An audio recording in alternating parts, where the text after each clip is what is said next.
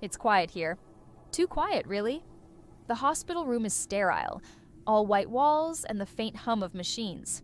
The kind of place where time moves differently, slower.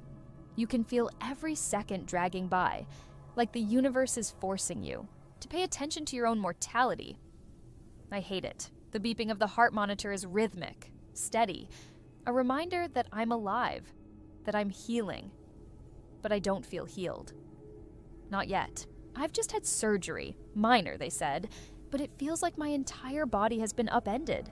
The incision, though small, feels like a wound that goes deeper than the surface, a kind of raw, tender vulnerability I wasn't prepared for. I roll over in the bed and stare out the window. The sky is a dull gray, the kind of weather that makes you want to curl up and disappear, perfect for the kind of mood I'm in. James hasn't called. I close my eyes. I should be mad about that, right? After everything I've been through, after he promised he'd be here. But the anger isn't coming, not yet. Instead, there's just this disappointment, this quiet ache I can't shake. The nurse comes in every few hours. They check the bandages, ask me how I'm feeling, then leave. It's all a blur. I don't remember half of the conversations. I'm numb from the pain, from the isolation, and numb because I've been waiting for him to show up, but he hasn't. Not properly. I've always been the one who holds everything together, the one who puts on a smile even when it feels like my world is falling apart. And lately, I've been doing that for him too. For us. I've been trying to convince myself it's fine, that this is just how things are. But there's a gnawing feeling in the back of my mind, something I can't ignore anymore. Something that's been eating at me, slowly, without me even realizing. I pull my phone from the bedside table. There's a message from a friend, Laura, checking in on me. I reply, "Tell her I'm okay, just tired." She sends a couple of heart emojis and a few kind words, and then, without thinking, I scroll through my recent texts. James hasn't messaged me since this morning. That's strange, I think. Really strange. I try not to overthink it. He's busy, he has work to do, and I've been in and out of consciousness all day. But then there's that feeling again. A flutter in my stomach. It's the way he's been distant recently. It's not obvious, not in any way that I could point to and say, "See? There. That's the problem." It's just subtle. Little things. Less text replies. Fewer questions about how I'm feeling.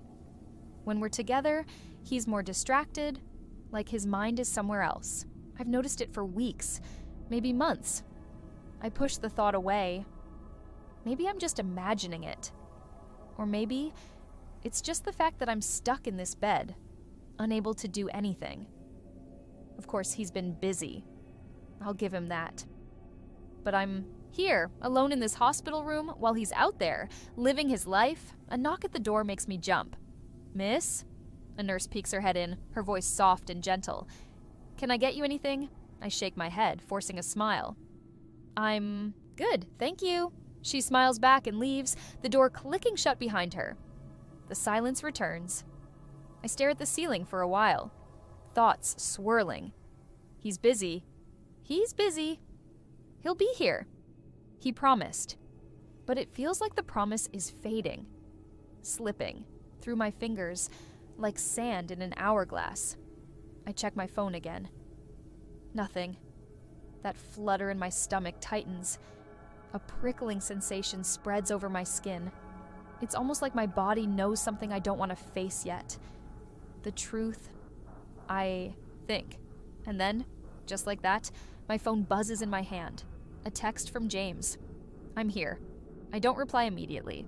Instead, I stare at the screen, at the words. It's a simple message. No, I miss you, or how's my favorite patient doing? Just, I'm here. There's no warmth in those words. No affection. Nothing. I feel my heart drop into my stomach. Then, a sudden ping from another text. This one isn't from him. It's from Laura again. "I saw James last night with another girl. I thought you should know." I freeze. The words are blurry at first, like my mind refuses to process them. Another girl. My throat tightens, and I feel a lump form there, thick and heavy. I look at the phone again, rereading the text. I can feel the weight of it in my chest, like a lead ball sinking deeper and deeper into my ribs. No, I think. No, this can't be true. But Laura doesn't lie. I swipe through my photos, trying to find the strength to ask James about it, but my hands are shaking. One of the photos catches my eye. It's from a few days ago. A picture of James and another woman, laughing, close, her hand on his arm. The photo feels like a slap. I've never felt so stupid. I sink back into the bed, the world suddenly spinning. He's been cheating on me. The thought doesn't feel real, like it's happening to someone else. But the cold, hard evidence is there. In my phone. In that photo, I swallow the bile rising in my throat. He's done this to me. He's betrayed me. And I was here, stuck in this hospital bed, trusting him, waiting for him to be by my side. I glance at the clock. It's getting late. I could send him a text now, ask him about it. Or maybe I could call him, ask him directly. But no, I'm not doing this over the phone. The thought of confronting him, of hearing his excuses, makes me sick to my stomach. I want him here, face to face. I want to see his expression, hear his voice crack. I want to see him squirm. I pull the covers up around my body and close my eyes. The hospital room fades out of focus. I'm already imagining the look on his face when he walks through that door. I won't let him lie to me again. The clock ticks on, slow and deliberate, as if the universe itself is in on this cruel joke. The room feels colder now, even though the heating is on. I can't stop shaking, not from the cold, but from the sheer dread building up in the pit of my stomach. I've never felt so small, so completely powerless. I roll onto my side, phone still clutched tightly in my hand. It's the only thing that feels real at this moment, the solid, cold glass beneath my fingertips. I'm staring at the same photo again. His arm around her, her laugh like a knife in my chest. I try to breathe through it. I tell myself, just stay calm. Don't do anything rash. Don't make this worse than it already is. But how could it get worse? He's already betrayed me. The worst has already happened. The silence in the room is deafening, like the walls are closing in on me. I can feel the tension in my shoulders, the tightness in my chest. There's a buzzing in my ears. Adrenaline or panic, I'm not sure which. It's making everything feel distant, as if I'm watching all of this unfold from a distance, from another life. I sit up slowly, the pain in my abdomen a dull throb that I try to ignore. I need to focus. I need to gather my thoughts. My eyes flick to the clock on the wall. It's 9:37 p.m. He'll be here soon. Part of me wants to scream. Another part of me wants to curl into a ball and pretend none of this is happening. But I don't. I can't. I won't. I've spent so long being the one who forgives. The one who makes excuses. The one who ignores the cracks in the relationship. Not tonight. Tonight, I'll be the one who stands up for myself. Tonight, I'll make him see what he's done. I pull the blanket up over my legs and sit there, motionless, waiting. It's a sick kind of anticipation, like the calm before a storm that you know is coming, but you can't stop. I can hear the distant murmur of voices in the hallway, the clinking of trays being pushed past, and then footsteps. He's here, the door creaks open, and I don't even look up. "Hey," he says, his voice too casual, like nothing's wrong. I take a deep breath, trying to steady my nerves, but I can feel my pulse racing, my heart pounding in my chest. "Hey," I reply, my voice quiet. I don't look at him, not yet. I keep my eyes focused on the space between us, the empty air that now feels too thick, too heavy. I hear him step, further into the room, the shuffle of his shoes on the floor. I can almost feel the weight of his gaze on me, though I don't look at him. "Not yet. I got your message," he says, voice slightly hesitant. "You wanted to talk?" I nod slowly, finally turning to face him. There's something in his eyes that makes my stomach flip. Guilt, maybe. But it's fleeting, gone in a second, replaced by a smile that doesn't reach his eyes. "Yeah," I say, my voice sharper than I intended. "I wanted to talk." His eyes flick to my phone, still resting on the bed beside me, the screen dark now. His eyes narrow, like he's sizing up the situation. "You okay?" he asks, trying to sound concerned, but the words come out flat. I swallow, the bitterness rising in my throat. He doesn't get it, I think. He doesn't even realize. I look at him for a moment, taking in his appearance. He's wearing his usual, too casual outfit. Jeans, a hoodie, not even a trace of worry on his face, even though he knows something's off. He knows I'm pissed, but he doesn't know why. Not yet. I lean back against the pillows, finally meeting his eyes. The silence between us is unbearable. Laura texted me, I say, my voice steady but low. I see a flicker of surprise in his eyes, but he doesn't say anything. He just stands there, like he's waiting for me to go on. Laura told me she saw you with another girl, I continue, every word a weight I can barely carry. Last night. There. It's out. His face pales for a second, and I swear I can see his heart rate spike. But he doesn't say anything. Doesn't even try to explain. Not yet. I let the silence hang, thick and suffocating. "You know," I add quietly, "I thought I was crazy for feeling like something was off. But now I know I wasn't crazy." He opens his mouth, but nothing comes out at first. His hand runs through his hair in that nervous way he does when he's trying to think of what to say, but he's already lost. "Look, He starts, but I cut him off before he can finish. Don't give me any of your excuses, James. I don't want to hear them." My voice cracks slightly, and I quickly compose myself. This is not the time to lose control. Not now. Not when I've finally found the courage to confront him. I wait a moment, letting the words sink in, letting him feel the weight of what he's done. The silence stretches longer, and I watch him, waiting for him to crack, to admit what he's done. But he doesn't. "Who is she?" I finally ask, my voice barely above a whisper. His eyes shift away from mine, guilt flashing across his face for a split second, but it's gone just as quickly. I can't explain it," he stammers. "It wasn't like that. I didn't mean..." "You didn't mean to?" I repeat, my voice rising in disbelief. "You didn't mean to cheat on me, James? Is that it?" I wasn't trying to hurt you," he says, looking like he wants to grab me, to hold me and make me understand. But I don't want his touch. I don't want anything from him anymore. "No," I say, shaking my head. "You've already hurt me. You've broken me, James. And now you're going to pay for it." His brow furrows in confusion, and that's when I reach for the envelope I'd set aside earlier.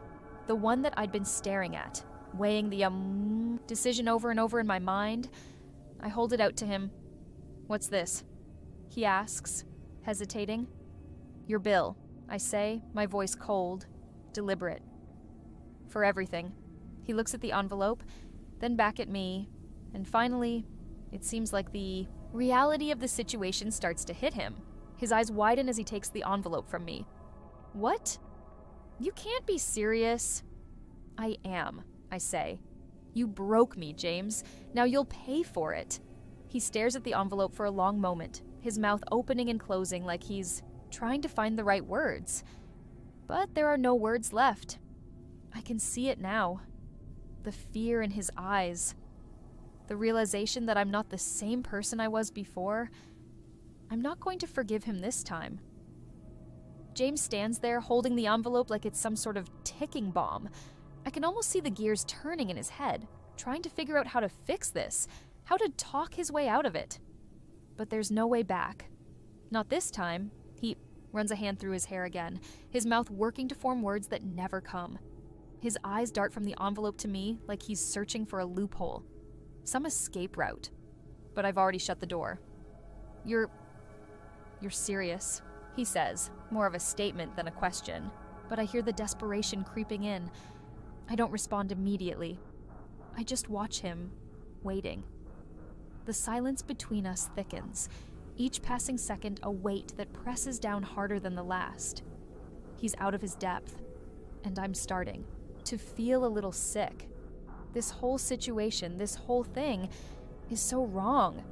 But somehow, I can't look away. It's like watching someone sink into quicksand. You know they're not going to make it, but you can't stop staring as they slowly disappear. I didn't want this, he says after a long pause, finally breaking the silence. I didn't want any of this. You have to believe me. I feel a cold, sharp laugh rise in my throat, but I swallow it down. He didn't want this. He didn't want to get caught, I'm sure of that. But that's the only thing he didn't want. I keep my eyes on him, unmoving. What was it you wanted then, huh? You wanted a little fun while I was stuck in a hospital bed recovering from surgery? Was that the plan, James? To get it out of your system? His face twists with guilt, and for a moment, I almost feel bad for him. Almost. But then I remember the photos, Laura's words, his betrayal. That fleeting sense of sympathy vanishes, replaced by the cold, hard reality of what he's done. I never meant to hurt you, he insists, his voice cracking a little now. He's panicking, I can tell. The confident, cocky version of him is gone, replaced by someone who's frantically trying to salvage whatever's left of his dignity. You've already hurt me, I say, my voice low but firm. You've already done the damage, and now you'll pay for it. He shakes his head, disbelief etched across his face. What do you mean by that? How do you think this is going to help? You really think sending me a hospital bill will fix this? It's not going to make anything better. It's almost laughable. He still doesn't get it. He thinks I'm trying to get him to fix it, to somehow undo the damage. But this isn't about fixing it. This is about making him feel what I've felt, making him understand the weight of what he's done. I don't want you to fix it, I reply, my voice steady. I want you to feel it. I want you to feel the weight of what you've done to me, to us. You've broken something inside me, James. You've shattered it. And now you'll pay for it. He takes a step toward me, his hand outstretched, like he wants to comfort me, to fix everything with a touch. But I pull away instinctively. I don't want his hands on me. Not anymore. He doesn't seem to understand that. He doesn't understand that it's not just the physical betrayal that hurts, it's the emotional devastation, the trust that's been ripped out from under me, the years I've given to someone who never valued it. It's like I've been living in a lie, and now the truth is finally here, and it's too much to bear. You don't get it, I whisper, my voice breaking slightly. You've destroyed me, and now you want to fix it with words, with excuses. But it doesn't work. That way, not anymore. The words hang heavy in the air, and I watch him as he processes it. I can see the panic in his eyes, but it's not the panic of someone who's sorry. It's the panic of someone who's realized that he's lost everything, and he has no idea how to fix it. I don't know what you want me to do, he says, his voice hollow now, stripped of the bravado it had moments ago. What I want, I say slowly, is for you to face the consequences. You've made your choices, James. Now you'll deal with them. He looks at the envelope in his hand like it might bite him. He glances at me again, his expression a mix of confusion and disbelief. He's not used to this. He's not used to me being like this. The forgiving me, the understanding me would have caved by now. She would have let him off the hook. But not now. Not anymore. I can't pay this, he says finally, his voice barely above a whisper. I don't have that kind of money. You know that. I nod slowly, finally allowing myself to look him in the eye, really look at him. I know you don't, I say softly, but you'll find a way, you'll figure it out. He opens his mouth, then closes it again. His eyes flicker to the door, like he's considering running, escaping. But there's nowhere for him to go now. He can't outrun this. I'm sorry, he says again, but this time, the words sound hollow, empty. I don't know if he's apologizing for what he did to me, or if he's apologizing because he's realized he's in deep. I don't care anymore. I don't need your apology, James, I say, a bitter edge to my voice. I needed you to be faithful, to be honest. And you couldn't even do that. He stares at me, his face unreadable. For a long time, neither of us speaks. The tension in the room is so thick, it's suffocating. Finally, after what feels like an eternity, he says, I don't know how to make this right. You can't, I reply, my voice barely above a whisper. But you'll try. And that's all you can do now. I watch as he turns and walks towards the door, his shoulders slumped in defeat. There's nothing more to say. He's gone. And just like that, the room is empty again. But I don't feel empty. Not this time. I feel something, stronger than I've felt in a long time. Relief. The door clicks shut behind him, and for a moment I stand in the silence, unsure of what to do next. The envelope sits heavy on the table in front of me, the hospital bill staring back at me like some twisted reminder of everything that's gone wrong, everything that's broken. I should feel relief, shouldn't I? I got what I wanted. He's gone. The truth is out. The betrayal is laid bare. But instead, there's an emptiness in my chest.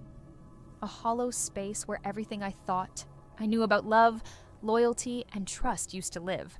It feels like I've been robbed, but not in the way I thought. It's not the money or the betrayal that stings the most. It's the loss of innocence. The way I'll never look at him the same way again. I move to the kitchen, my hands working. Automatically as I pull out a cup and fill it with water, the motion mechanical. It's like my body is going through the motions, but my mind is elsewhere, drifting in a sea of thoughts that won't stop crashing against the shore. The sound of the water filling the glass is almost soothing, and for a moment, I focus on the simple act of it.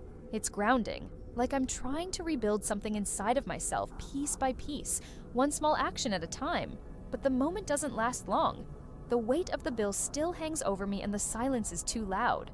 The truth is, I'm still in shock. Even after everything, even after seeing him leave with that hollow look on his face, part of me still can't believe it happened. Did he really do that to me? I bring the glass to my lips and take a sip, the cold water easing the dryness in my throat. It's a small comfort, but it's something. And at least for now, it's all I have. I set the glass down and turn to face the living room, the empty space where he used to sit. There's a spot on the couch where he'd always rest his head, a place I'd made in my mind as his spot. It's so easy to fall into the illusion of permanence when you're living in a bubble of comfort. Everything was fine. Everything was normal. Until it wasn't. I take a deep breath and exhale slowly, trying to calm the whirlwind inside my chest. My heart is still racing, but now there's a different kind of tension in my muscles. It's like I'm bracing myself for something, for whatever's next, because even though he's gone, there's a part of me that knows the real work is only just beginning. It's not about him anymore, it's about me. And for the first time, I can feel the shift inside me, a shift I've needed for so long. I don't need him to fix this. I don't need him to apologize. What I need is to start fixing myself. It's a thought that feels both strange and freeing. In a way, it feels like I've been holding my breath for years, waiting for permission to let go. But no one ever gave me that permission, not until now. I walk back to the table and look at the bill again, the cold print of the numbers still staring back at me. A part of me wonders if I've gone too far, if I should have let him leave without the harsh reminder of what he's done. But then I remember his face when he saw it. The way his eyes widened in shock, the way he flinched like I'd struck him. He deserved it. He deserves this. But as I stare at the bill, another thought creeps in. Something that feels too big to ignore. What do I do with the money? I don't need it. Not really. I'm gonna be fine. The surgery will be paid for. I've got enough to cover it. But this bill, it feels like a symbol of everything that's been taken from me, a symbol of betrayal, of broken promises, of lost trust. I sit down. my hands trembling slightly as I reach for the envelope again. For a moment, I consider tearing it up, throwing it away, letting it go. But no, I can't do that. Not yet. This bill isn't just about the money. It's about reclaiming control. Reclaiming the parts of myself that I thought I lost along the way. I don't need him to pay me back in cash, but I do need him to see what he's done, to understand that there are consequences for the choices he's made. He can't just walk away, not without facing what he's done, not without feeling the weight of it for once. I put the bill back in the envelope and slide it into the drawer, the sharp rustle of the paper echoing in the quiet room.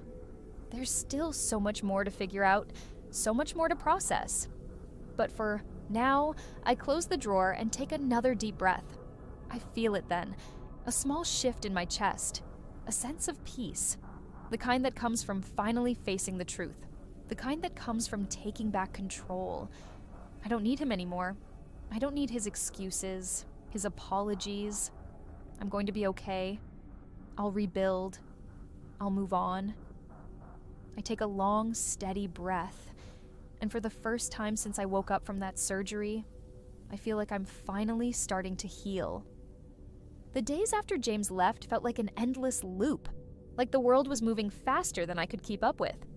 I wasn't sure if it was the adrenaline, the hurt, or just the sheer exhaustion of everything that had happened, but I found myself floating through life, barely feeling the ground beneath my feet. But slowly, I started to snap back into myself.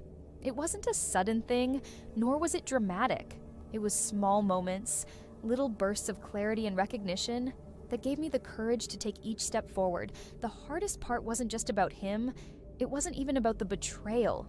It was about reclaiming the woman I used to be, the woman I almost lost in the shuffle of a relationship that I thought was everything.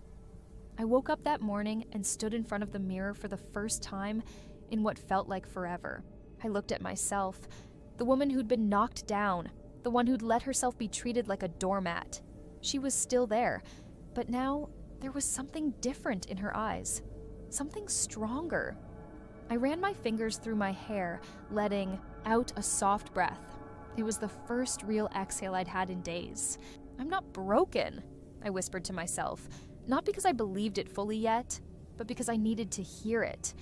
The reflection staring back at me wasn't someone defeated. She wasn't a victim. She was a survivor.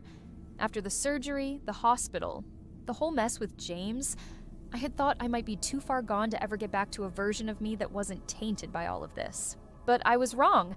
I wasn't gone, and I wasn't broken. I was just different. Different in a way that meant I could grow stronger from all this. I pulled on an old pair of jeans and a sweater I used to love. Something about the familiar fabric, grounding me as I stepped out of the bedroom. The house felt quieter now, emptier without him, but also clearer. I could finally think without his presence looming over me. I could breathe, and for the first time in ages, I felt a strange but undeniable sense of freedom. I went out to the backyard and sat down in one of the old chairs, the sunlight warming my skin. The air was crisp, the sky wide and endless above me. I wasn't going anywhere, not yet. But just being out here, in the space I used to share with James, felt like a small victory, a sign that I was taking back the life I'd let slip away. The silence that filled the space around me wasn't uncomfortable anymore. It was calming. It felt like peace. I glanced at the envelope sitting on the coffee table in the living room. The hospital bill was still there, untouched. There was a part of me that knew I wasn't going to need it anymore. James had done what he'd done. I had done what I needed to do. And now, it was over. There was no need to chase closure anymore. Hadn't heard from him since that night, and a part of me had expected the usual. Maybe a text, maybe a call, a vague apology, perhaps. But nothing came. The silence stretched on, and I realized that I didn't want him back. Not in any way that mattered. I wanted my life back. A soft wind brushed against my face, making me squint my eyes as I turned to face the horizon. It was as if the world had been holding its breath, waiting for me to exhale. Now that I had, it felt like everything around me was starting to breathe again too. I thought about the past few weeks, everything I had gone through. The surgery, the betrayal, the pain, and then the aftermath, the emotional cleanup, the reclaiming of myself. I had been lost for a while, but now I was learning how to be found. I picked up my phone and scrolled through my contacts. I paused over a few names, friends I hadn't spoken to in months, people who had always been there but whom I had distanced myself from during my relationship. I hadn't meant to. I had just been so wrapped up in it all, in him, in the idea of us, that I'd pushed everyone else away.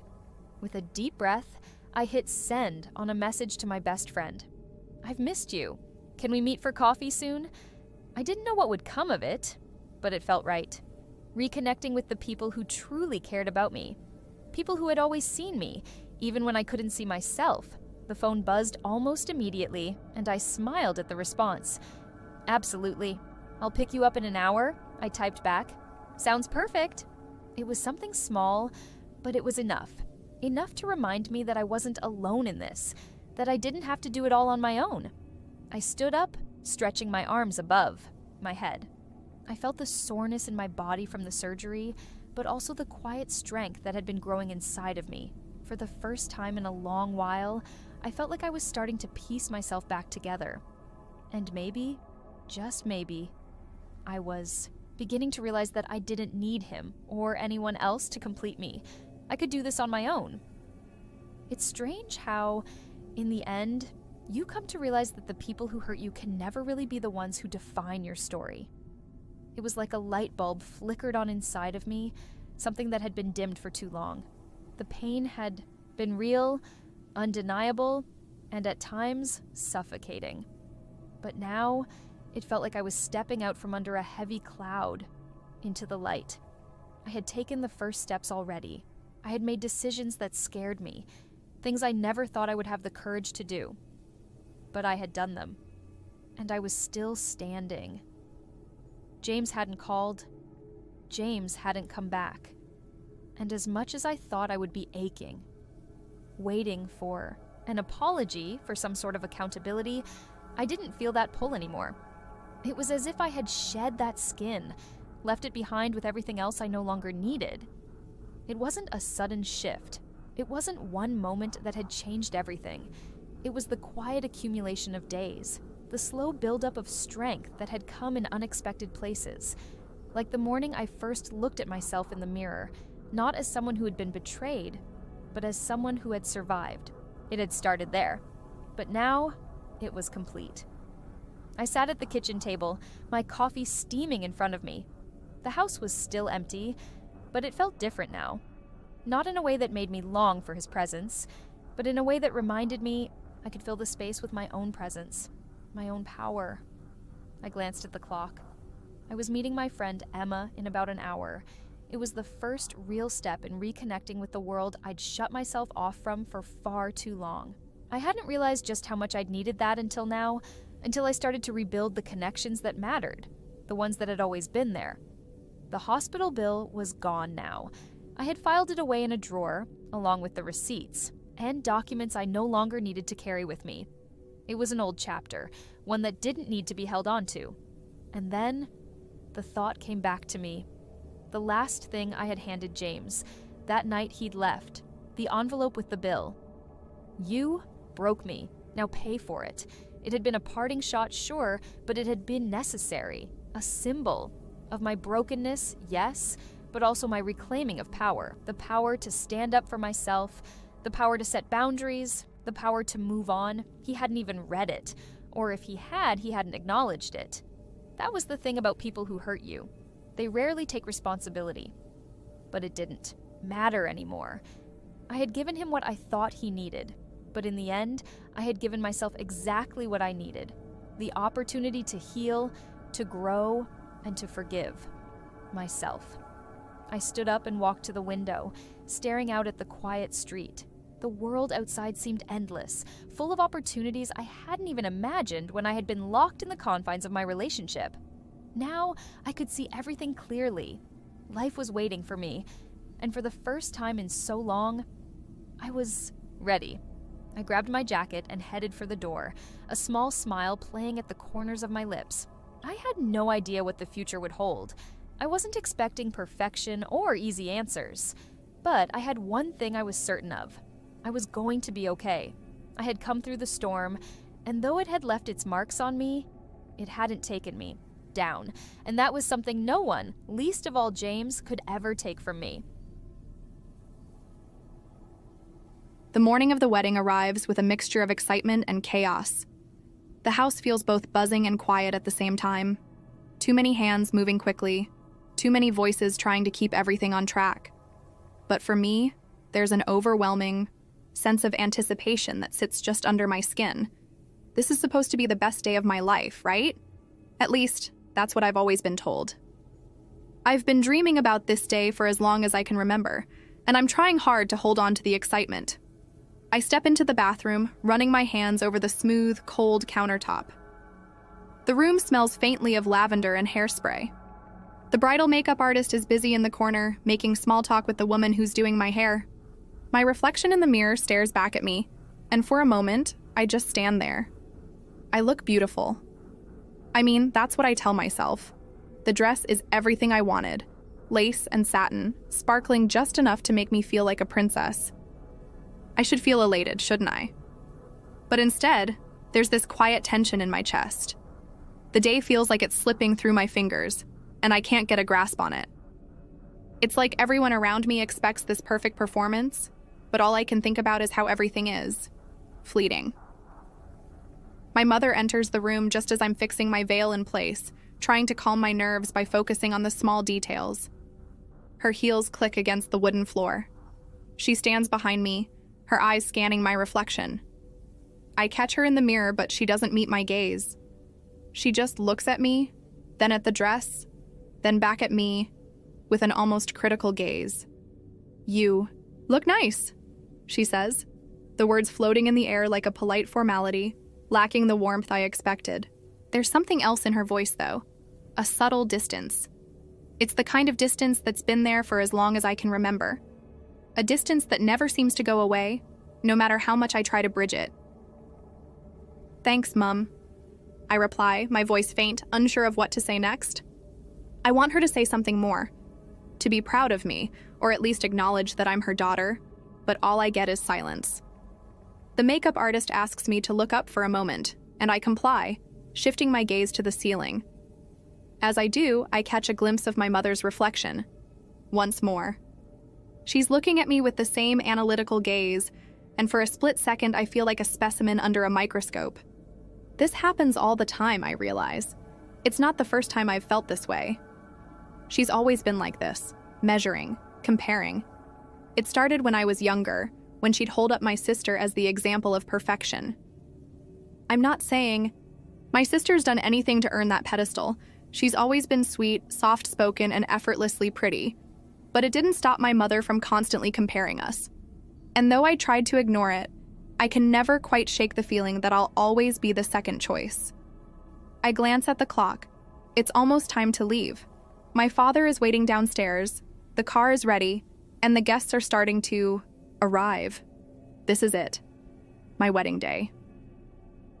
The house is a whirlwind of movement. There's a flurry of shoes clacking on the floor, people running back and forth carrying last-minute decorations or tidying up the remnants of breakfast. The air is thick, with the smell of fresh flowers, but even that can't cover the heaviness in the air. My sister Lily comes in then, looking radiant as ever. She's wearing a simple dress.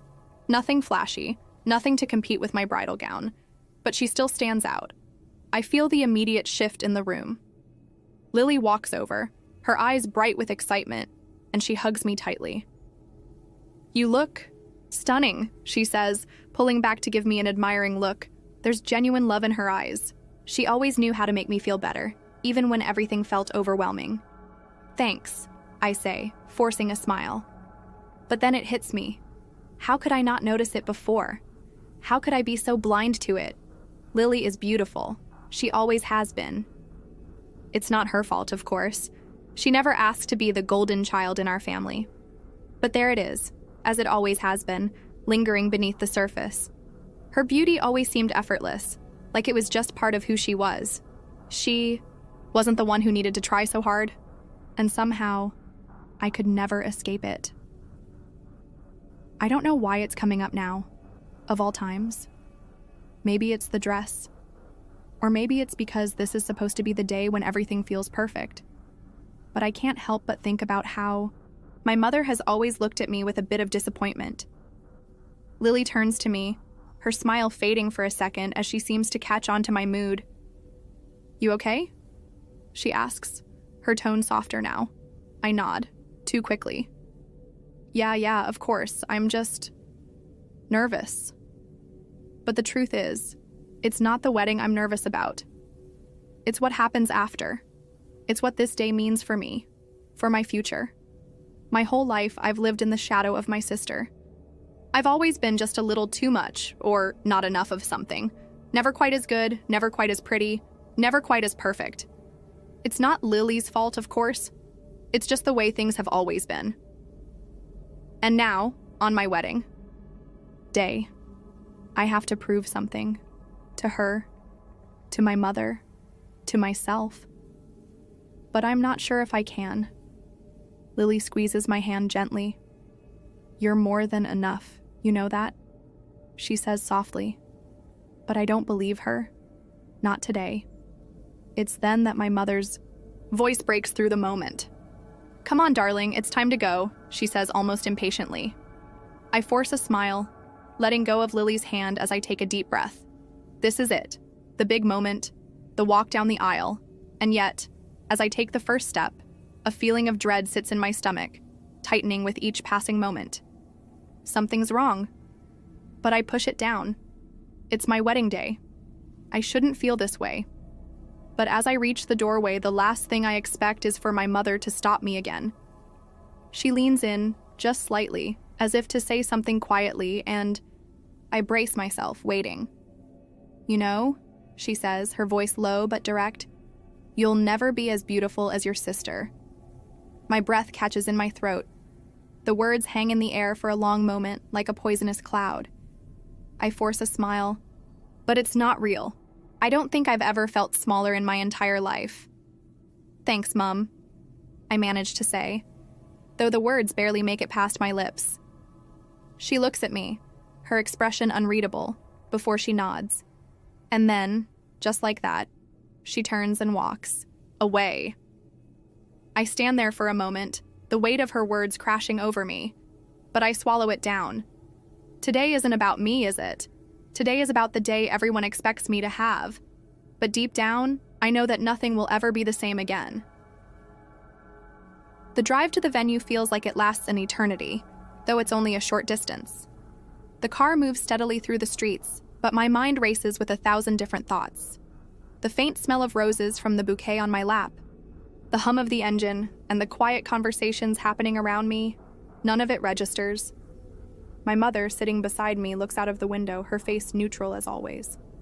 My father is driving, his hands gripping the wheel with the usual firmness, but I can tell his attention is split, half on the road, half on whatever is happening. In his mind. I want to say something to break the silence, to change the way the air feels, but the words stick in my throat. It's as if everything is perfectly in place on the surface, but something deep inside me is unraveling. I glance at my reflection in the rearview mirror. My makeup is flawless, my hair perfectly styled. From the outside, I look like the bride I've always dreamed I'd be. But it's a lie, a carefully curated version of myself that I'm about to present to the world. The church is grand, imposing, with tall stone walls that seem to reach into the heavens themselves. The stained glass windows cast splashes of vibrant color across the pews, and the air smells faintly of incense, adding to the sense of reverence. I feel like I'm walking into a sanctuary, but my legs feel heavy, weighted down by something I can't name. The closer we get to the altar, the more the world around me feels distant, as though I'm moving through a dream. People are taking their seats, their whispers filling the space like the soft rustling of leaves. The music begins, and I step into the aisle. Every step echoes in my ears. Each one feels deliberate, measured, and yet I feel like I'm stumbling through it all. I glance ahead, catching sight of him, James, my fiancé. He stands tall at the altar, a faint smile on his lips, his eyes locked on me.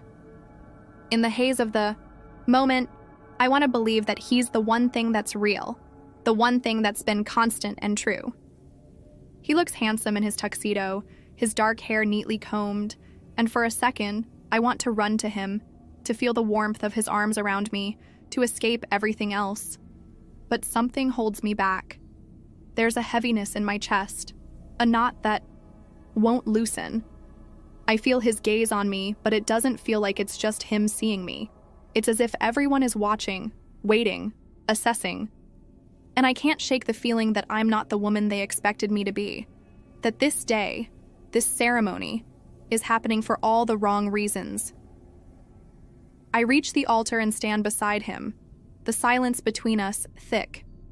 He smiles at me, genuine, comforting, and I return it, though I don't think he can see the war raging inside my mind.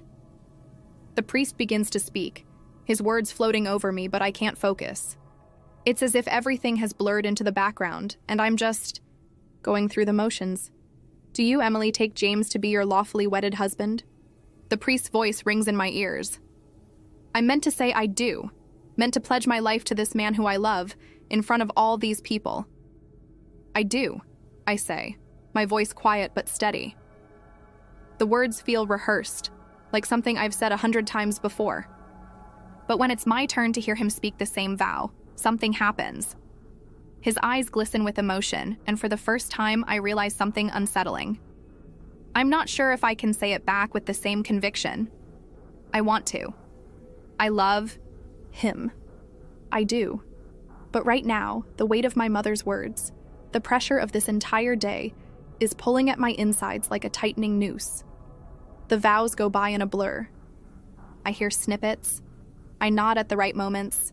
I smile and say my lines, but there's a detachment in it all. The image of my mother's face flickers in my mind, her harsh words echoing in my ears. You'll never be as beautiful as your sister.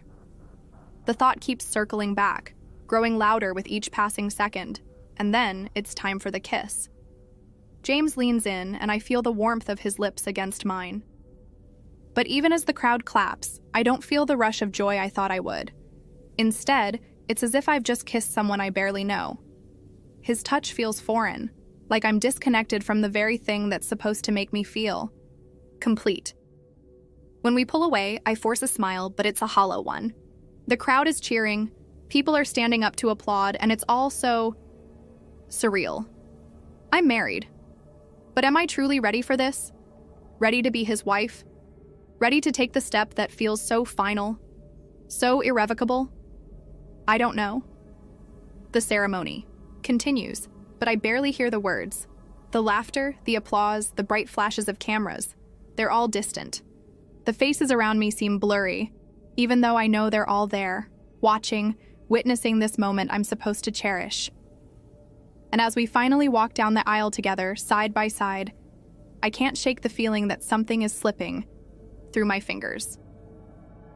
This day, this perfect moment, is fading into the past before I even have a chance to hold on to it. We reach the exit. The doors swing open, and the sun hits my face. The air outside is warm, but it feels cold against my skin. My heart beats faster as I step onto the steps of the church, the world shifting around me. The guests are already filing out behind us. The sound of heels clicking on the stone steps fills the air. And then, for a split second, my gaze lands on my mother, standing by the car, her arms crossed, her face unreadable. The same familiar weight presses on my chest again. You'll never be as beautiful as your sister. Her words replay in my head, and suddenly I can't take it anymore. The reception hall is nothing short of breathtaking. Twinkling lights hang from the high ceilings, casting a soft glow over everything. The tables are adorned with elegant white linens, delicate crystal glasses, and floral centerpieces that look like they've come straight out of a fairy tale. It's the kind of setting I'd always dreamed of. A perfect celebration, a fairy tale come to life. But as I walk into the room, it feels more like a stage, one where I'm the unwilling lead. I force a smile as we make our way to the front, James's hand warm and comforting on my back. The applause from the guests echoes around me, their faces all blurred into one collective image of expectation. I'm supposed to be happy. I'm supposed to be glowing, thrilled to finally be married. But it feels as though I'm standing at the edge of a cliff, looking out at a vast emptiness instead of a bright future. The weight of the dress presses down on me, the fabric feeling more like chains than silk. I feel as though I'm encased in it. This perfect, pristine version of myself that isn't truly me.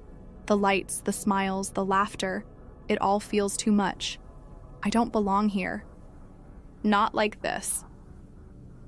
James leans in to kiss me on the cheek, whispering something sweet in my ear that I barely hear. His words are meant to comfort me, to make me feel like everything is perfect, and for him, I know it is. But inside, the storm rages. On. We sit down at the head table, surrounded by family and friends.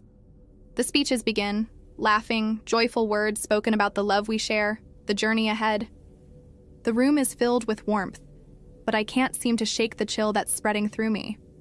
My mother is seated at one of the tables across from me, her expression fixed in a way that feels both distant and disapproving. The quiet judgment in her gaze is impossible to ignore. I catch her eye and she offers a small, tight-lipped smile, a smile that doesn't reach her eyes. It's as if she's watching me, waiting for me to prove something, waiting for me to be perfect in the way she always wanted me to be. The dinner proceeds with laughter, toasts, and congratulations. The sound of cutlery against plates, the clinking of glasses, it all seems like noise, background noise to the thoughts swirling in my head. At one point, James grabs my hand under the table, squeezing it gently, but I pull away instinctively, the touch feeling foreign. "Everything all right?" he whispers, his voice soft and concerned. But I don't answer. I can't. The words are stuck inside me, tangled with the sharp edges of things I can't say. I glance at my sister, seated with her husband just a few tables over. Of course, she's the picture of grace, her laughter bright and easy. She's radiant in a way that I could never quite measure up to. I watch as she adjusts the strap of her dress, effortlessly charming everyone around her, her presence magnetic. My heart twists at the sight of her. I try to smile, to feel happy for her, but there's an ache lodged deep in my chest. I've always been compared to her, always felt like the second choice, the lesser sister. And that ache, the one that had started in my stomach, quietly gnawing at me, is now a full-on pain. My mother's words are louder than ever in my mind. "You'll never be as beautiful as your sister." The words sting again, cutting through the noise of the reception. I try to shake them off, to focus on the moment, but they keep resurfacing, growing sharper with every passing second. It's almost as if her presence, her effortless beauty, is a mirror that reflects everything I could never be. I swallow, but it feels like there's a lump in my throat that I can't swallow down. I glance at James again, his face still beaming, with happiness. He looks so at peace, so certain that this is the beginning of our forever, and I wish I could share that certainty. But all I feel is a growing sense of suffocation. The music begins, and the first dance starts. I watch as James leads me onto the floor, our feet shuffling along to the soft, romantic tune. His hands rest gently on my waist, and I try to match his rhythm, but the moment feels hollow. His smile is so genuine, so full of love, and yet all I can think about is the fear gnawing at me from the inside. This is supposed to be the happiest day of my life, I think to myself. Why doesn't it feel that way? But I can't answer the question. I don't know why. I don't know why it feels like I'm standing on the edge of something, looking at a future I'm terrified of stepping into. I pull away from him slightly, just enough to break the connection, just enough to create space. It's not intentional, but I can feel his hand tighten around my waist as he looks at me, searching my face for answers. "Is everything okay?" he asks, his voice low, a quiet concern threading through his words. But I don't answer him. I can't. I just nod, forcing another smile, pretending that everything is fine. But deep down, I know that it's not. The song drifts to an end, but the weight doesn't lift. If anything, it feels heavier now. The reception continues around me, but I feel more isolated than ever. The smiles and the laughter from the guests seem distant, unreal, like I'm watching the world from behind a glass wall. I want to be part of it to enjoy the celebration, but I can't escape the thoughts that keep swirling in my head. As the night wears on, I feel increasingly detached from everything. The chatter, the clinking of glasses, the dance floor filled with twirling guests, it all becomes a blur. I keep searching for something, anything to make me feel like I'm truly here, truly present. But nothing seems to break through the fog in my mind. My mother's face looms in the background, her critical gaze ever present. I can feel her eyes on me, watching, judging. And with each passing minute, I feel less and less like the bride I'm supposed to be. And then something shifts.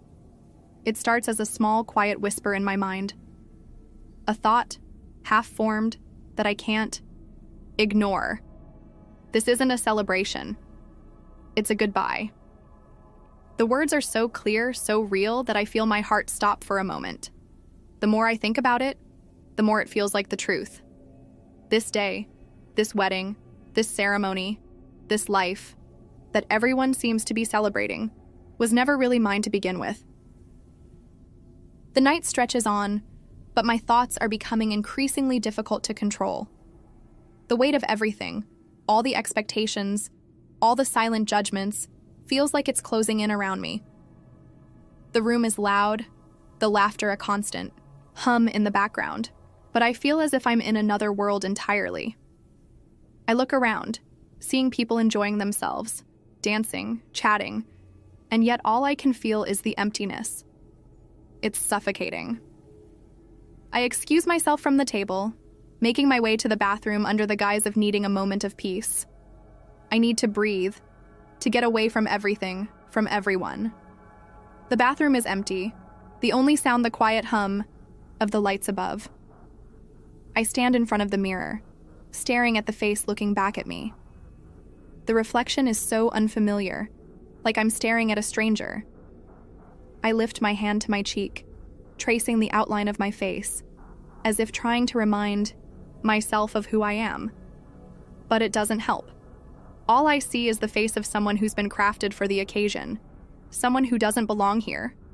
I stare at my wedding dress, its fabric glittering under the fluorescent light, and feel disgust rise in my throat. This dress, this day, this life I've built for myself, it's all a lie. It's all a performance. I've been living up to an idea of what I'm supposed to be, what I'm supposed to want, what I'm supposed to look like, but none of it is real. Not really. Not to me. A memory drifts into my mind, unbidden but sharp. My mother's voice echoes, as clear as if she were standing right next to me. You'll never be as beautiful as your sister. I blink, my breath catching in my throat. I try to shake off the thought, but it lingers, a gnawing presence that refuses to let me go. I look at my reflection again, and this time, I don't see a bride. I see a woman who's been told time and time again that she isn't good enough, that she's second best. The thought burns inside me, and for the first time, I let it out. I punch the sink, my fist connecting with the cold porcelain. The sudden pain is sharp, real, and it's a relief in a way. It's better than the numbness I've been feeling all day. I stand there for a moment, catching my breath, staring at the tiny crack that has formed in the sink from the impact. The sound of footsteps approaching snaps me out of my trance. I quickly step back, wiping the tears from my eyes, trying to compose myself.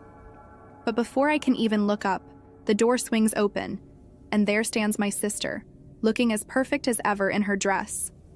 Her eyes immediately fall on me, concern flashing across her face. "Hey," she says softly, stepping closer. "You okay?" I want to tell her everything. I want to scream at her for being the perfect daughter, the perfect sister, the perfect everything. I want to tell her how much I've hated feeling, like I'm not enough, how I've lived my whole life in the shadow of her beauty and grace, but I can't. I can't find the words. Instead, I force a smile, the kind I've been perfecting for years, and nod. "I'm fine. Just needed a minute. She looks at me, her gaze softening, and I can tell she doesn't buy it.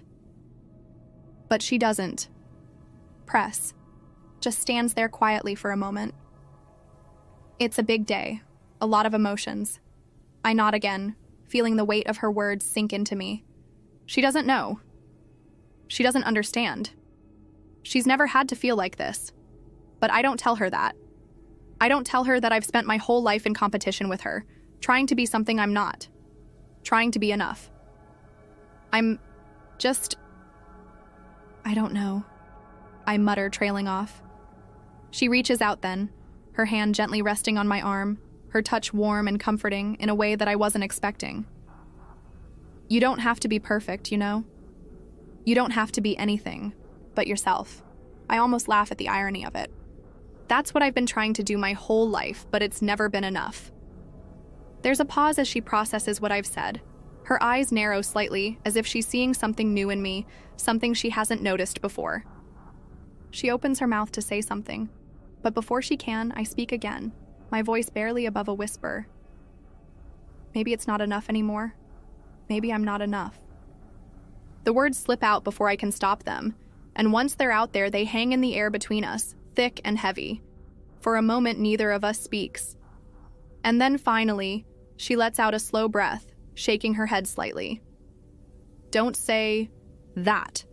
You are enough. You always have been. But I don't believe her. I can't. Not when the words of our mother echo so loudly in my mind, and not when I can't even look at my reflection without feeling like I'm failing. I need to go, I say suddenly, stepping away from her and towards the door. I can feel her eyes on me, her confusion, her concern. But I don't stop. I can't.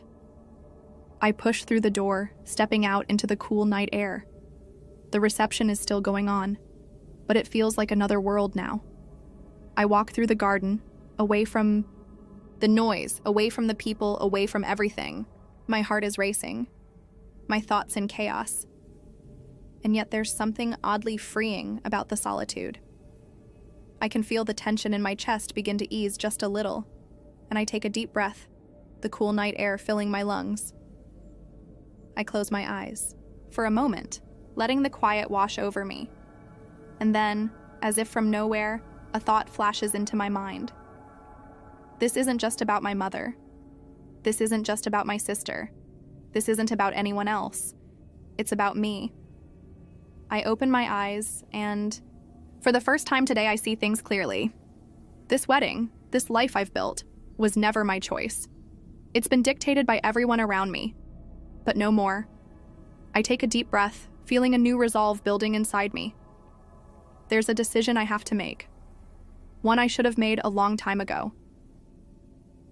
I stand at the edge of the garden, the cool night air still clinging to my skin, my heart racing in my chest.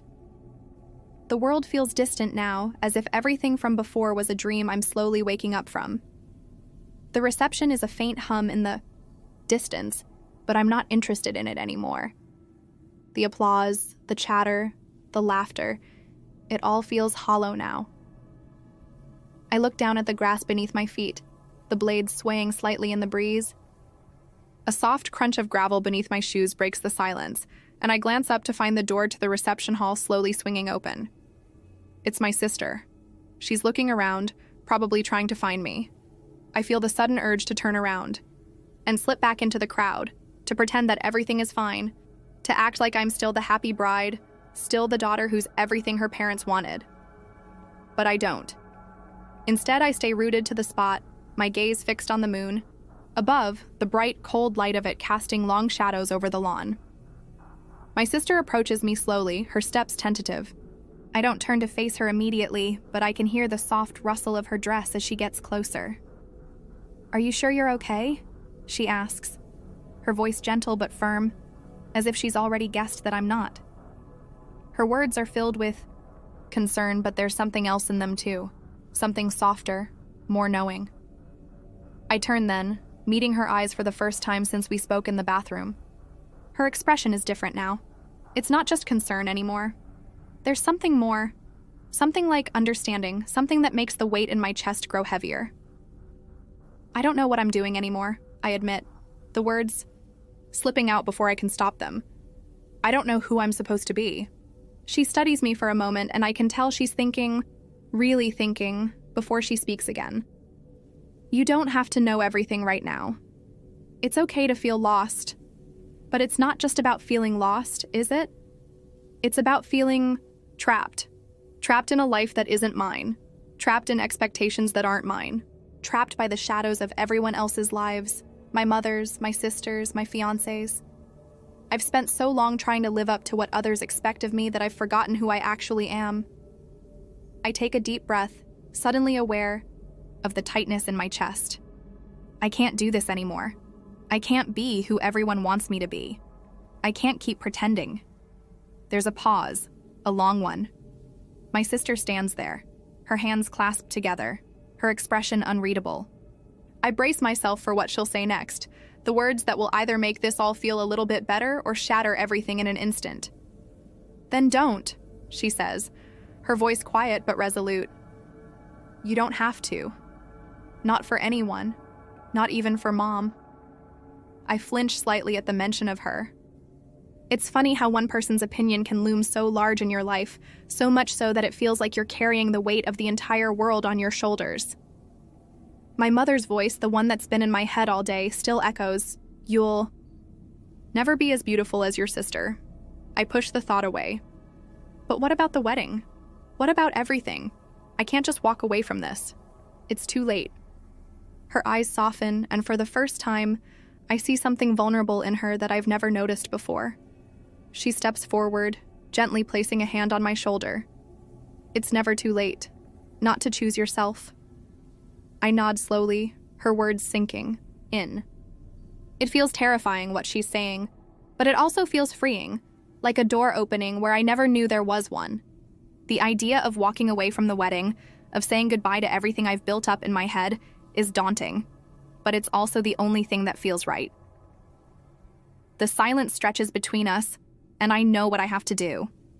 I have to make a choice. For me. I glance back at the reception hall, the soft glow of lights spilling from the door, the distant sounds of music and laughter drifting toward us. The contrast feels stark, almost cruel.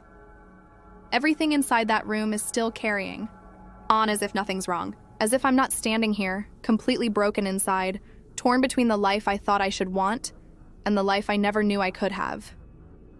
I take a deep breath, my chest rising and falling with the weight of it all. I need to go back in there, but it's not for the reasons everyone thinks. My sister raises an eyebrow, sensing what I mean, but she says nothing. She knows. She's always known me better than I give her credit for. I'm going to say goodbye, I add, my voice steady, but filled with something I can't quite identify. Fear, relief, excitement, anger. It's all mixed up inside me, but I know it's what I have to do. And when I do, it's not going to be a fairy tale ending. It's going to be something real. She nods slowly, her expression unreadable. Then, without another word, she steps aside, giving me space to move. I take one last look at the quiet garden, the moon hanging overhead, and I turn toward the reception. The moment feels surreal, like I'm stepping back into a world that I don't belong to anymore. My heart is beating fast in my chest, but it's no longer out of fear. It's because I'm finally doing something for myself. And as I walk toward the doors, toward the mic, toward the eyes of everyone who thinks they know me, one thought rings clear and true. It's not a celebration, it's a goodbye. The room goes silent the moment I step back inside. It's as if the air itself holds its breath. I can feel the eyes of every guest on me, some curious, some confused, others with looks of expectation, their faces still lit by the warm glow of the chandeliers. The music continues softly in the background, but it's all muted in comparison to the pounding of my heart in my ears. I pause just inside the door, the weight of the moment pressing down on me. The floor beneath my feet feels different, like it's no longer mine to stand on. This place, this celebration, this supposed pinnacle of my life, is no longer where I belong. The murmurs grow louder as I take a few more steps forward, but no one speaks directly to me. It's as if they're all waiting, unsure of what comes next. My mother's voice floats in my head again. You'll never be as beautiful as your sister. And for a fleeting second, I wonder if she's watching me from across the room. I can feel her eyes on me, her judgment seeping in, even though she's not here in the flesh. But it's not her that I need to impress anymore. It's not her approval I'm seeking. I glance around the room and spot my fiancé standing by the head table, his face frozen in a mask of confusion. But he's not looking at me, not truly.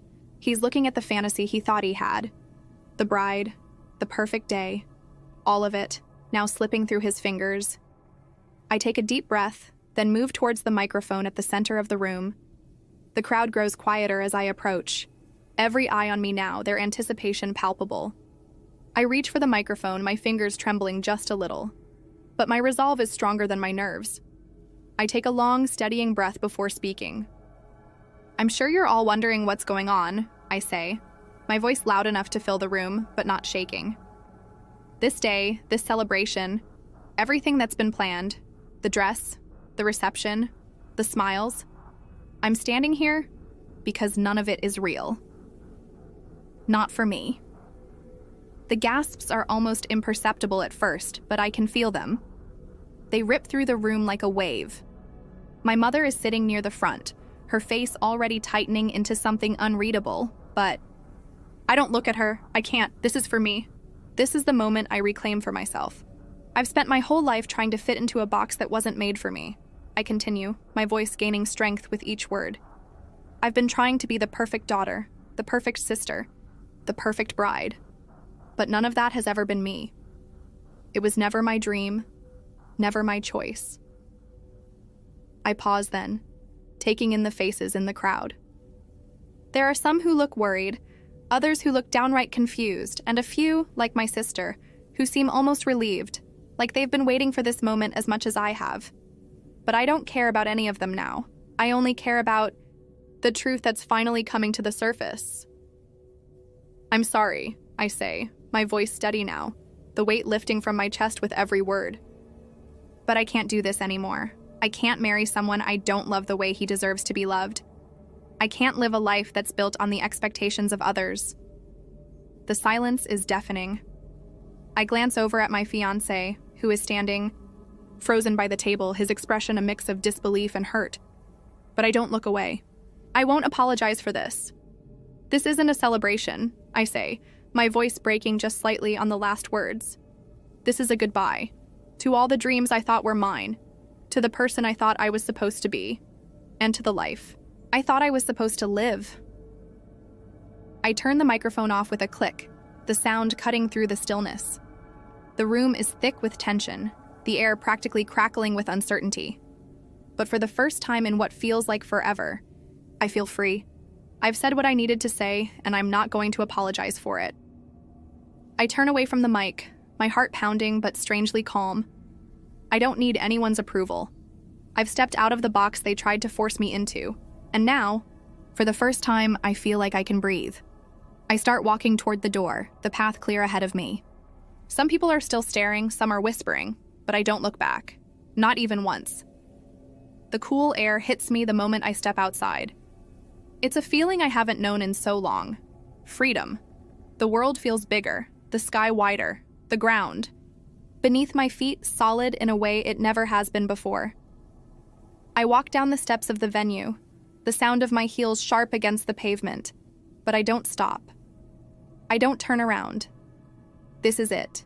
This is my choice, and I'm never looking back.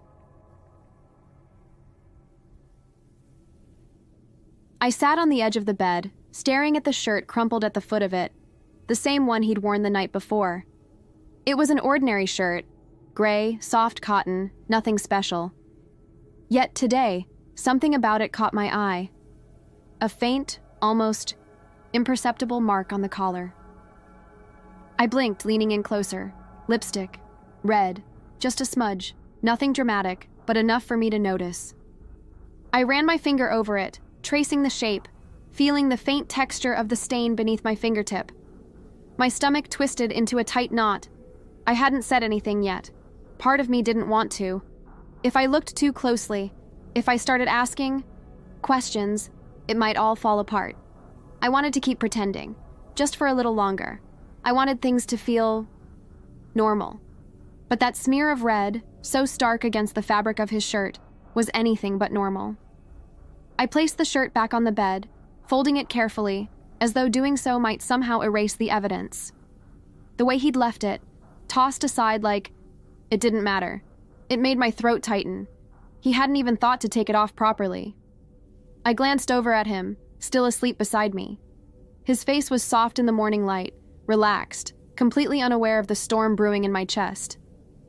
I watched the rise and fall of his chest, his steady breathing, and something in me wanted to shake him awake, ask him what this meant. Was it an accident? A mistake? Was it a sign of something more? But I didn't. Instead, I reached for the blanket and pulled it closer around me, pretending like everything was fine. We hadn't talked much the night before. A few words exchanged at dinner, nothing significant. He'd been distracted, looking at his phone more than usual. Maybe I should have said something then, but I didn't. I'd pushed it aside, buried the thought.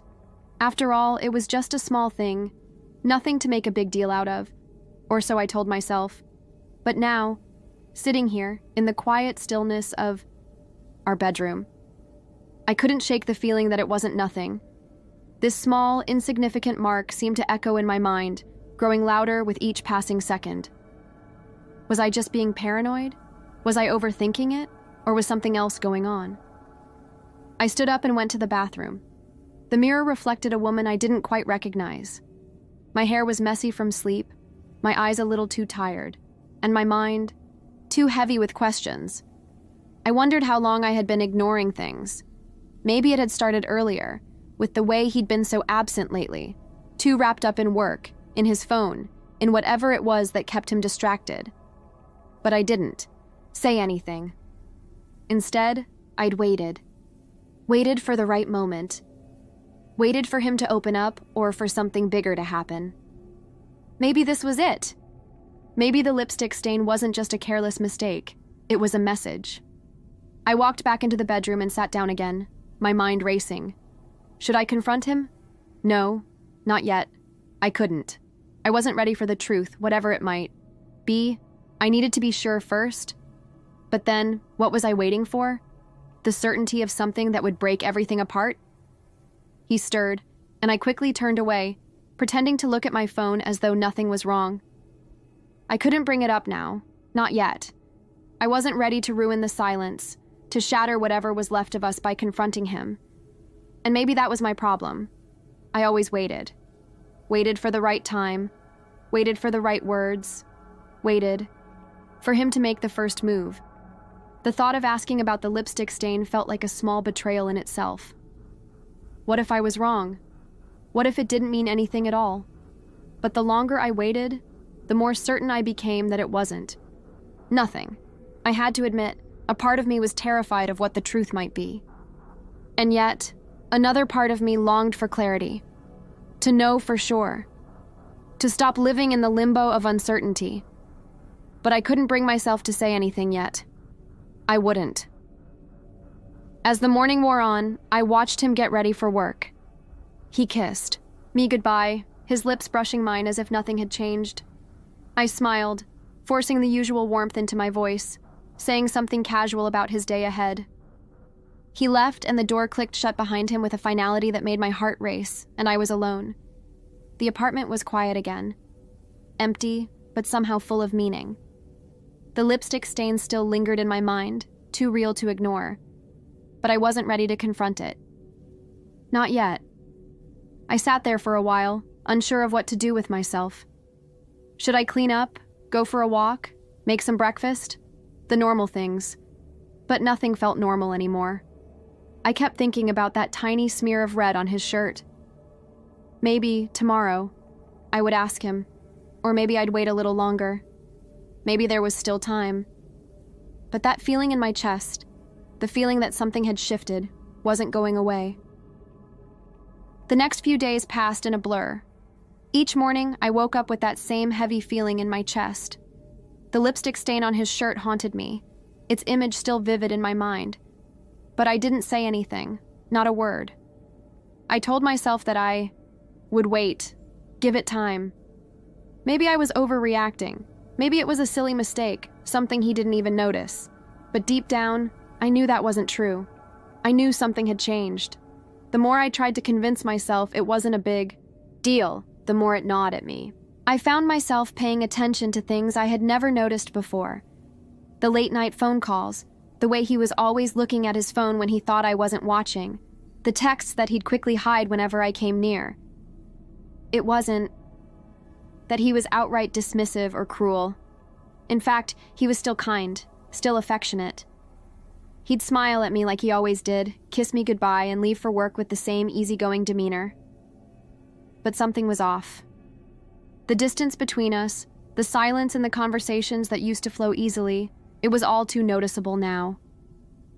One evening, after dinner, we sat on the couch watching a movie. It was a typical night, but it felt different. He was on his phone, again, his eyes flicking between the screen and the television in a distracted rhythm that made me ache. I couldn't help myself. I glanced at the phone, wondering what he was doing, who he was talking to. There was something there I couldn't ignore. Anything interesting? I asked, trying to sound casual. He looked at me, a little too quickly, a little too much like he was caught off guard. Nah, just work stuff, he said with a shrug, putting the phone down beside him. But the way he said it, like he was trying to brush off the question too quickly, made me wonder if he was hiding something. I wanted to press him. I wanted to ask who he'd been texting, why he'd been so distant, but I didn't. Instead, I smiled, nodding like everything was fine. But inside, the questions kept building, like a pressure I couldn't release. What was happening? Why couldn't I shake the feeling that something wasn't right? I hated this. Hated the waiting. Hated the uncertainty. But most of all, I hated that I wasn't strong enough to ask him, to confront him, to demand the truth. Was I too scared of what I might find? Or was I too scared of what would happen if I was wrong? It was almost as if I were playing a game with myself. I was waiting for him to slip, to make a mistake, to give me the reason I needed to confront him. But deep down, I wondered if I was really just waiting for the truth to present itself. I didn't want to ask. I wanted him to confess, to admit it without me having to say a word. But every time I tried to convince myself that I was being irrational, that I was overthinking it, the doubt came rushing back, bigger than before. I began to notice how he was always out of the house at odd hours, staying late at work, going out for drinks with friends. He never used to do that. Sure, he had his nights out with the guys, but now it felt like he was making excuses, avoiding me without saying a word. It was like he was pulling away piece by piece, and the more I waited, the more I felt myself drifting too. I couldn't help but imagine what he was doing in those hours. Who he was with, what he was saying. Was he seeing someone else? Was there someone else who had his attention? I tried to push these thoughts away, but they kept creeping in, uninvited, like an itch I couldn't scratch. I never mentioned the lipstick stain again. The idea of bringing it up felt like an admission that I had seen it, that I was suspicious. What if he denied it? What if I was wrong? What if it meant nothing? And yet, the more I thought about it, the more it felt like it meant everything. The tiny smudge was a symbol of something bigger, something I couldn't ignore any longer. One evening, after he came home late again, I found myself standing in the kitchen, staring out the window into the darkness. He had just walked in, his shoes scraping against the floor. I could hear the sound of him setting his keys down on the table, his coat rustling as he hung it up. For a moment, I thought about going over and confronting him, but the words didn't come. They never did. I wasn't ready. And maybe, if I was being honest, a part of me wasn't sure I ever would be. He came up behind me, his hand resting on my shoulder, his voice soft. "You okay?" I nodded, forcing a smile. "Yeah, just tired." He kissed the top of my head, his lips lingering a moment longer than usual. For a split second, I thought I saw a flicker of something in his eyes. Guilt, maybe, or sadness. But it was gone as quickly as it appeared. He pulled away, heading toward the bathroom, leaving me standing there in the silence, the weight of my own doubts pressing in on me. I waited, and as each day passed, the weight grew heavier. The silence between us became more suffocating. It was a slow burn, this thing between us, and I could feel myself holding my breath, waiting for something, anything, to break the tension. The sticky note on the mirror wasn't here yet, but I couldn't shake the thought that it was coming. And when it did, I wasn't sure I'd be ready for it, but I would be waiting, just like I always was. The days dragged on, and my patience thinned like fraying thread. I had convinced myself that waiting would be enough. I thought that maybe time would bring the truth to light, that the cracks in our relationship would eventually show themselves. But now, the more I waited, the more I felt like I was suffocating in the silence. His late nights were becoming more frequent. There were days when I didn't even know where he was until he walked through the door well after midnight, smelling faintly of whiskey and someone else's perfume. I could feel the gap between us growing, a gulf too wide to bridge with just a word. And yet, I couldn't bring myself to break the silence. I didn't know how to start the conversation, how to ask what had happened, what was happening.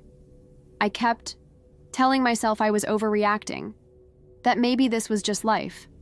We'd both been busy. Maybe he just needed space. But deep down, I knew it wasn't that simple. I could feel the distance in the way he spoke to me, the way his eyes would flicker around the room instead of meeting mine. It wasn't just physical space anymore. It was emotional too.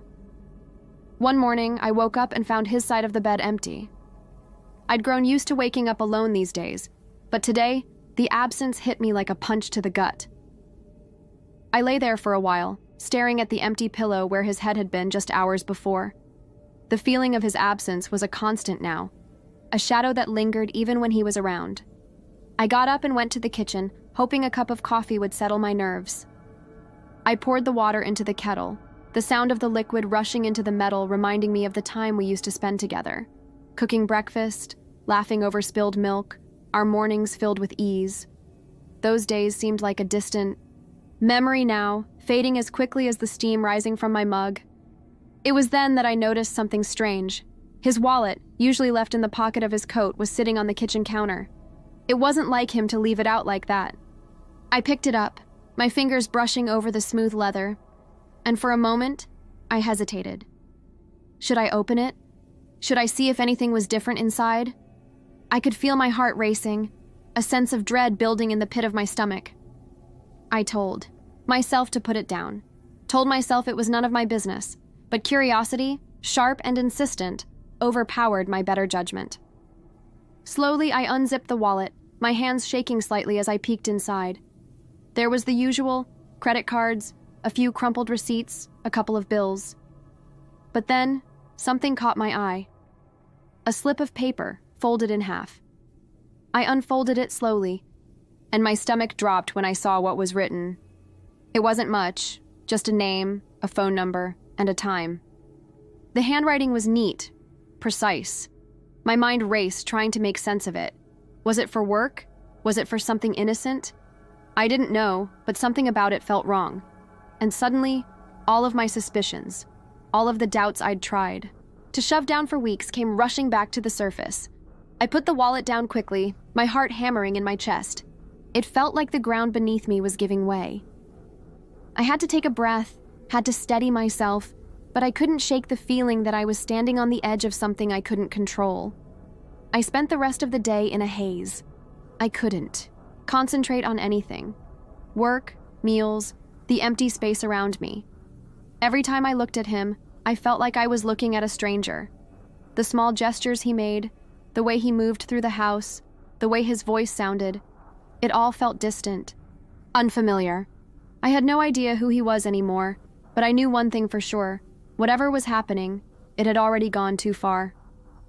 That evening, I tried to act normal, as if everything was fine, but it was impossible. He was late again, and when he finally walked through the door, I didn't even look up. I couldn't. I didn't know what I would see in his eyes, what lie he might try to sell me this time. I heard him muttering something about work, his voice low and tired. But I didn't respond. I couldn't. He came into the living room, standing in front of me, waiting for me to say something, but I remained silent. His gaze flickered between my face and the floor, like he wasn't sure what to do with the quiet that filled the room. "Everything okay?" he asked, his voice laced with the faintest trace of concern, but I could hear the uncertainty in it.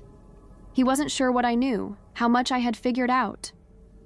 I couldn't answer him. I didn't trust myself to speak.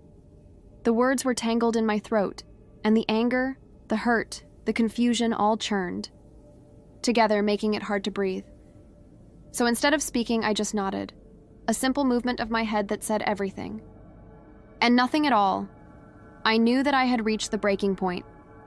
I couldn't pretend anymore. I couldn't keep lying to myself, waiting for something that might never come. I had to face the truth, whether I was ready for it or not. He watched me for a long time, his eyes searching mine, looking for something.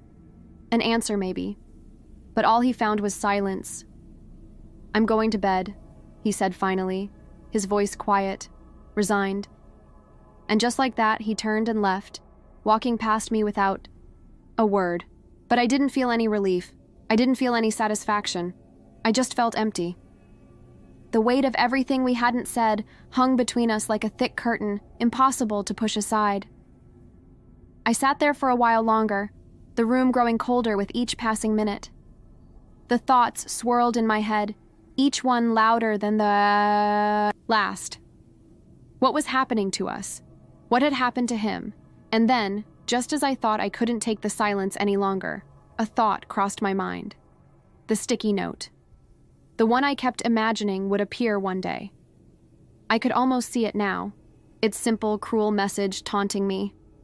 "Your turn to start over." The note hadn't come yet, but I knew it was only a matter of time. The next few days felt like they were suspended in time, every moment stretching out longer than it should. I could feel the weight of my thoughts pushing down on me, smothering me. I was suffocating in the quiet, in the tension that filled the apartment like an unwelcome guest. We hadn't spoken much since that night, just a few curt exchanges in passing. The silence between us felt like a wall, unmovable and suffocating. I'd tried to convince myself that maybe this was just a phase, that maybe he was going through something I didn't understand, some struggle I couldn't see. Maybe I was overreacting, misreading the situation. But then there were the signs, the wallet, the late nights. The name and number I found hidden away, like a secret he thought he could keep from me. No, I wasn't imagining it. This wasn't just some minor issue. This was the truth, ugly and undeniable. I spent hours pacing the apartment, my mind racing, with possibilities. What was I supposed to do? Confront him? Ask him directly? Part of me wanted to, desperately. I wanted to shout, to demand answers, to tear the truth from him. But another part of me, an uncomfortable, quieter part, was afraid. What if he denied everything? What if he turned it all around on me, made me the villain for even suggesting there was something wrong? I wasn't sure I was ready for that. I wasn't sure I could handle him lying to my face when I already knew the truth.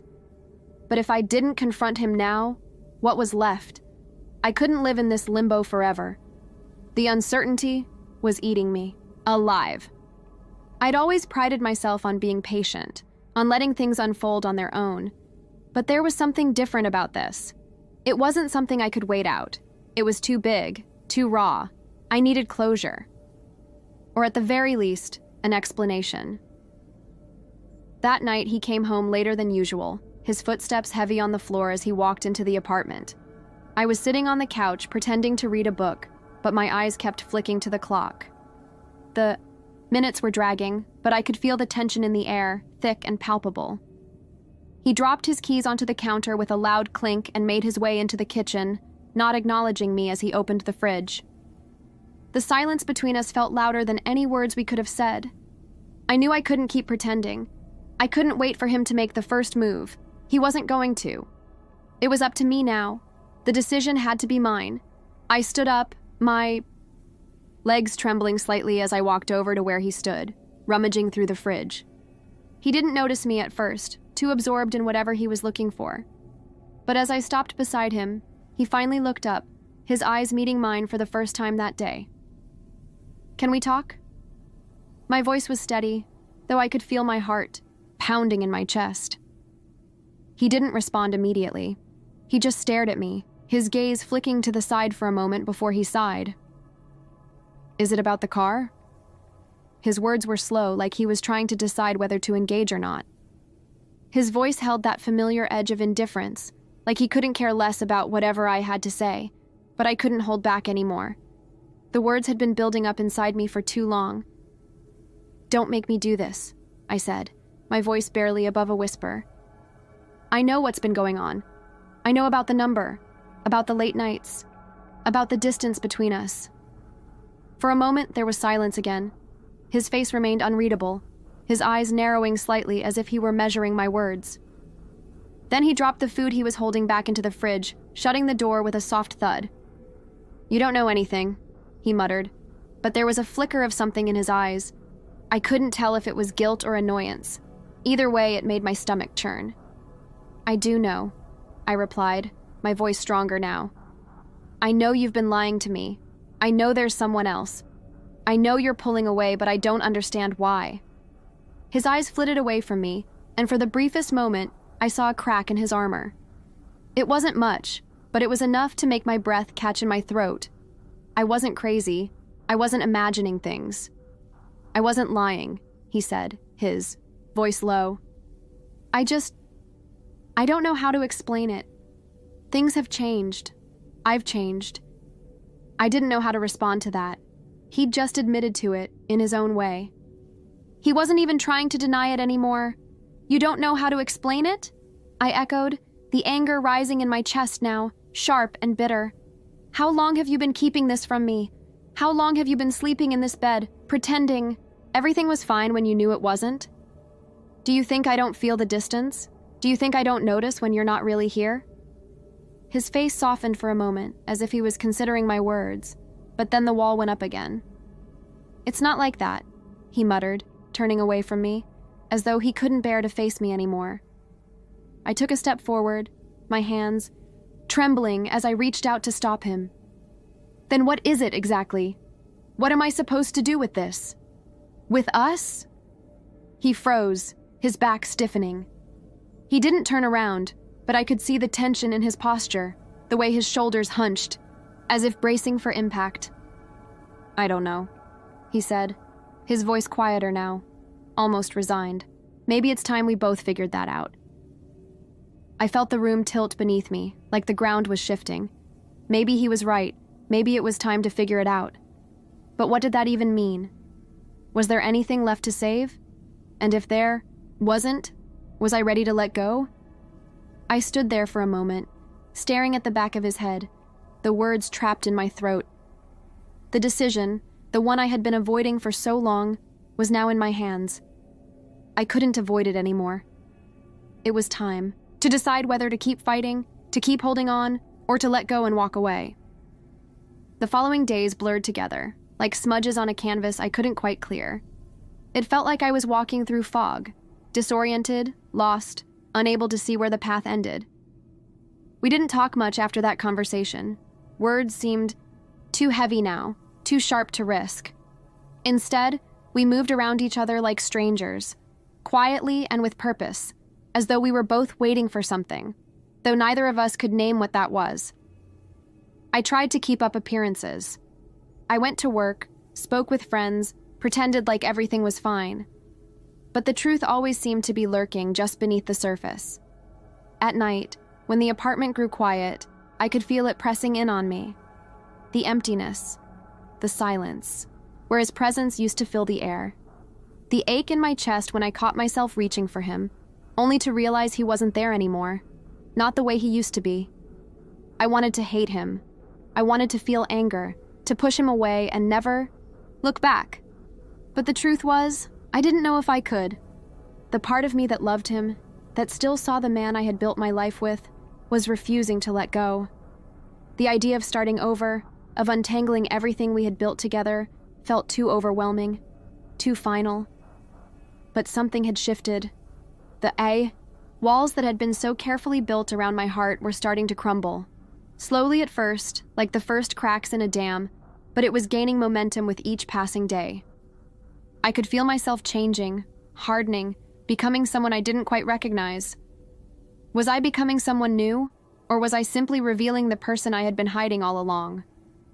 The worst part was that he seemed to know it too. He could feel the distance growing between us. I saw it in his eyes when he glanced at me, in the way his movements slowed, as though he were afraid to approach me too closely. He was waiting for me to make the next move, waiting for me to decide what to do. But the more he waited, the more I pulled away. It was like we were both playing a game we didn't know the rules for. There were no winners. There were only two people, trapped in a cycle of unspoken words and half-hearted gestures. Neither of us could figure out how to escape it. The last straw came one evening, when I found myself standing in front of the bathroom, mirror, staring at my reflection. For weeks, I had been trying to avoid the truth of what was happening between us. I'd been hiding from it, hoping it would resolve itself, hoping the silence would somehow heal the wounds. But now it was all too clear. It had been clear for a long time. I had to ask myself, what was I waiting for? What did I expect him to do? And if I was honest with myself, I already knew the answer. I was waiting for him to choose me again, to come to me and say that this was just a phase, that we could fix it. But deep down, I knew that wasn't going to happen. He had already chosen. He had chosen someone else. Or at least, he had chosen to turn away from me. I wiped the mirror with the back of my hand, the steam of the shower clouding my vision. The condensation on the glass blurred my reflection.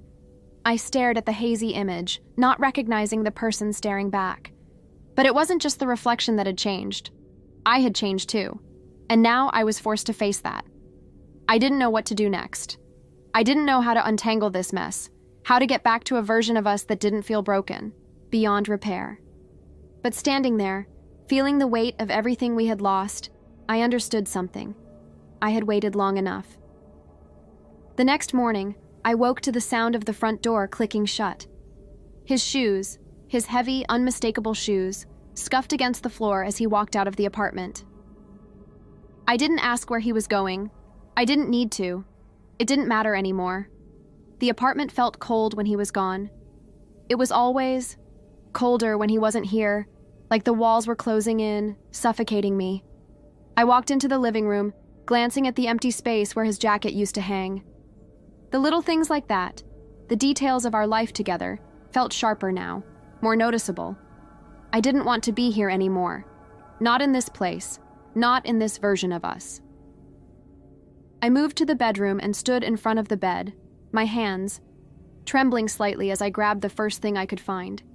His clothes, his things, all the reminders of a life I wasn't sure I wanted anymore. I threw them into a bag, his shirts, his jeans, his shoes. A part of me wanted to tear everything. A part wanted to burn it all and never look back. But instead, I folded it neatly, trying to control the overwhelming urge to scream. The apartment felt more like a tomb than a home now. Each step I took felt like it was pulling me farther away from the life I had known. But it was the only way. It had to be. I glanced at the sticky note still resting on the bathroom mirror, the one that had started it all. "Your turn to start over." The words felt like a challenge now, a dare to finally confront the inevitable. And so, I did. I packed up his things, walked to the door, and left them outside on the steps, a final goodbye. There was no dramatic confrontation, no final argument, just the quiet knowledge that we were both done, that we had both let go of something we had once believed was unbreakable, and I was free. The day after I left his things on the doorstep, the apartment felt like a ghost town. The stillness of it all, no sounds of him moving around, no random conversations about nothing at all, no half-hearted attempts at affection. It was almost deafening. It was a silence that felt heavier than anything I had ever experienced. But I didn't feel sadness, not exactly. Not the kind of sadness I expected to feel, at least. Instead, there was this strange, almost euphoric sense of freedom. A release. I couldn't explain it. but it was as though something I had been holding on to for too long had finally slipped away. The weight of him, of us, of everything that had been broken between us. It was all lifting, little by little. Still hadn't cried. Not once. I was almost surprised by that. I had expected tears to come, expected to feel something, anything, but there was nothing. It wasn't numbness, though. It was something else. Something quieter. I was done waiting. For answers, for explanations, for closure. I was done clinging to a version of him that no longer existed, and for the first time in months, I could breathe. I spent that day cleaning. The small things, the ones that didn't require me to think too deeply. I scrubbed surfaces, rearranged, furniture, folded clothes that I knew weren't his anymore. I tossed out anything that reminded me of him in ways that no longer felt comforting. The old receipts, the postcards from trips we'd taken together, the half-empty bottle of cologne he'd left behind. All of it, gone. I didn't need reminders of a time I had already decided to leave behind. The note on the mirror, "Your turn to start over," kept playing in my mind. I thought about that for a long time, about how simple the words were, how they carried so much weight despite their brevity. His way of telling me that the ball was in my court now, his way of daring me to finally move, to take control, to stop, letting life happen to me. I had done that for so long, let life just happen. Let him decide everything, let him lead us both into a place that no longer felt real. I had let myself become small, waiting for a shift in him, a change in his heart. But there was no change coming. I was the one who needed to change, and now I was starting to. The evening rolled in, the sky outside dimming to shades of purple and orange. I sat by the window for a long while, watching the city move. People walking quickly, taxis honking, the hum of traffic. The world kept moving, as it always did, despite everything, despite me, despite him. It was almost funny how little the world cared about our little broken lives. But that wasn't what I found funny. What struck me was how much power I now had. The decision to move on had been mine all along. I could have left months ago, or weeks ago, or even years ago. I could have walked away whenever I wanted. The hardest part was finally admitting to myself that I had the strength to do it. When he came back that night, it was almost like nothing had changed. He opened the door quietly, glancing around the apartment as if expecting to see me in the same spot on the couch, pretending like everything was okay. He didn't say anything. Neither did I. I stood there for a moment, just watching him. He was waiting for me to say something, waiting for me to be the one to break the silence. I could see it in the way he shifted uncomfortably, his hands resting awkwardly by his sides, but I wasn't going to speak first. Not this time. This was my moment, and I wasn't going to give it away. I turned away from him and walked into the bedroom, leaving the door open just enough so he could see the bag of his things sitting on the floor, ready for him to take. It was a statement more than anything. It wasn't dramatic. It didn't need to be. The message was clear. I wasn't waiting anymore. For the first time in years, I felt like I was living for myself. I wasn't living for the man I loved, or the man I thought I knew. I was living for me, and I didn't look back. He stood there for a long time, his voice just a whisper of sound in the air. "Are you really doing this?" I didn't answer. I didn't need to. In the end, it wasn't about what he did or didn't do. It was about what I had to do for myself. I couldn't wait for him to change, to finally make a decision. I had already made mine. I had already started over.